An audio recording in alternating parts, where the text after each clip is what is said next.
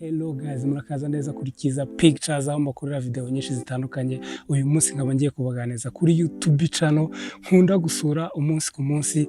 Izo YouTube channel zikaba ari iz'Abanyarwanda, ntago ndi bujye hanze y'igihugu cy'u Rwanda. Izi ni YouTube ushobora kuza ukambaza ngo ukunda kureba izihe YouTube. Impamvu muri izi YouTube channel nuko ari YouTube channel z'Abanyarwanda kandi bahisemo kuba consistent ku bintu byabo bitandukanye. Avuga ko ngiye kuvuga kuri iki kintu ugasanga nicyo kintu yahaye agaciro ashaka kuvugaho kuri YouTube channel ye.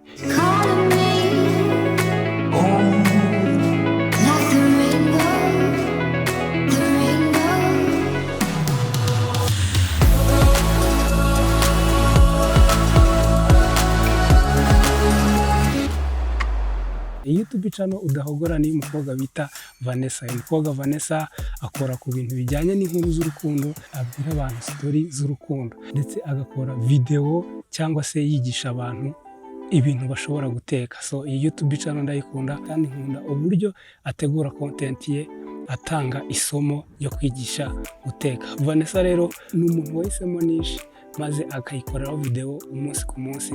Niyo mpamvu nkunda gusura iyi YouTube channel ya udahogora.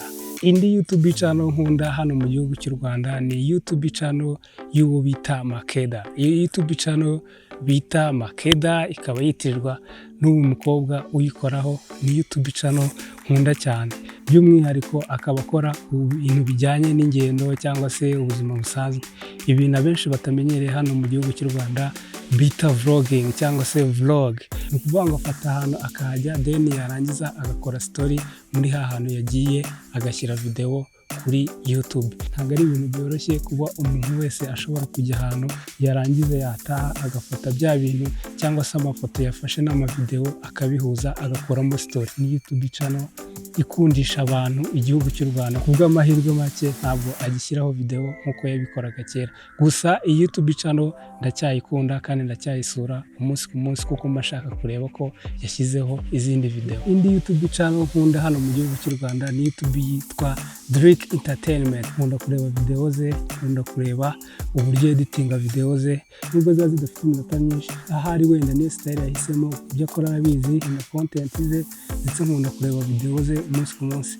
Nawe ushobora gusura iyi YouTube channel ukihera amaso.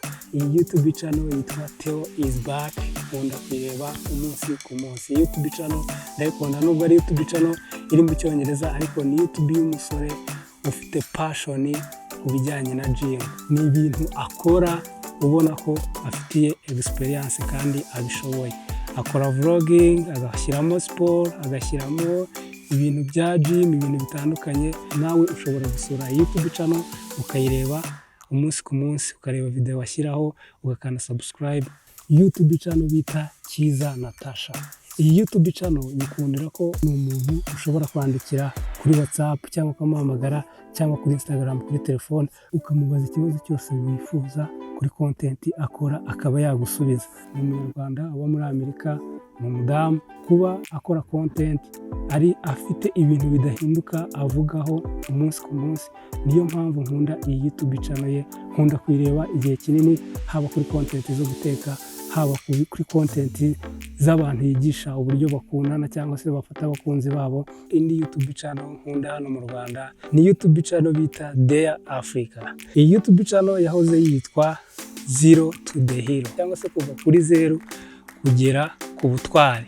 Iyi YouTube channel narayikunda kuva kera, na n'ubu ndacyayikunda. Babwire ko uyu musore wo kuri YouTube channel yagerageje kuzenguruka igihugu cy'u Rwanda ari ku igare ku nshuro ya mbere, ku nshuro ya kabiri yazengurutse igihugu ari kuri moto. Iyi YouTube channel nakundaga kuyikurikira kuva kera, ubu ngubu yahinduye izina ndetse na content ye isa nk'iyahindutsemo gake.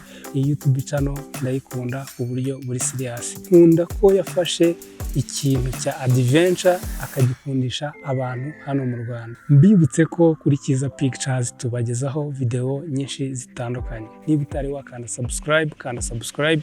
Niba warabikoze kandi duhurire kuri video ikurikira.